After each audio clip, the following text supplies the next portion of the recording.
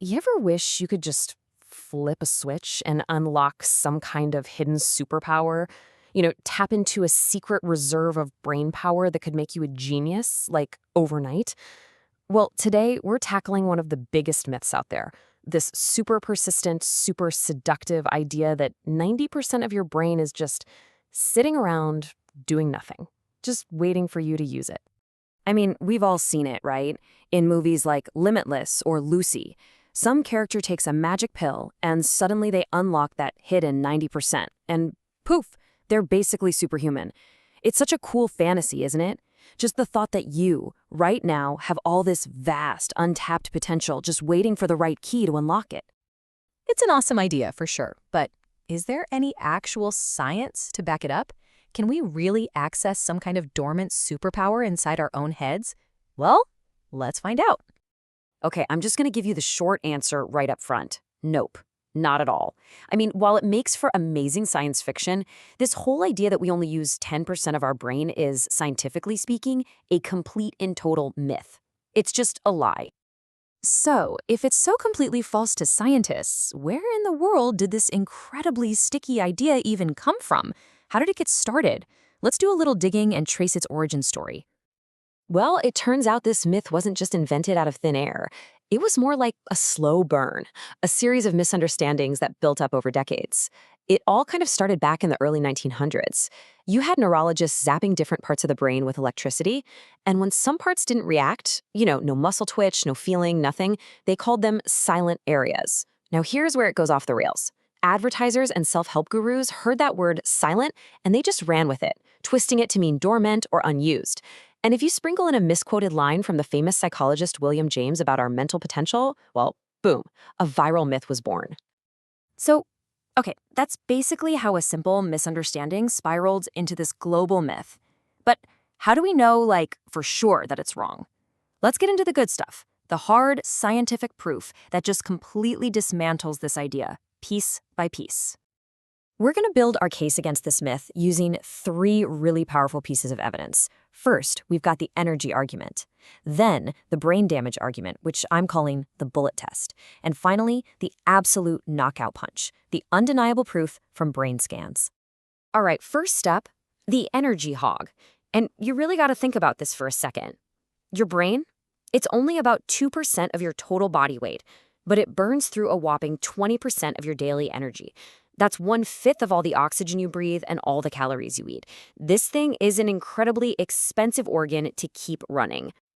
And right there, you've got a massive evolutionary problem with the 10% myth. See, evolution is ruthless when it comes to efficiency. It doesn't keep stuff around that isn't pulling its weight. So why on earth would it let us evolve and maintain such an energy-guzzling organ if 90% of it was just useless? It makes 0 sense. That'd be like firing up a giant semi-truck just to transport a single apple. It's just wildly inefficient. Okay, next up is what I'm calling the bullet test. Think about it.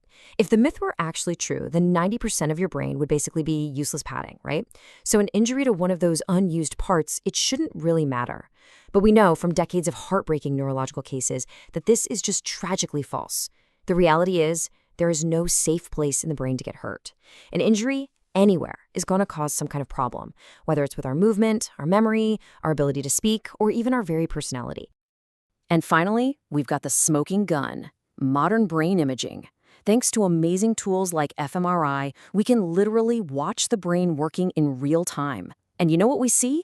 It's not some mostly dark organ with one tiny light bulb flickering in the corner. No way. The entire brain is a storm of activity. It's constantly buzzing 24/7, even when we're fast asleep. Now, to be clear, you don't use every single neuron at the exact same second. That would basically be a seizure. But over the course of a normal day, yeah, you absolutely use every single part of it.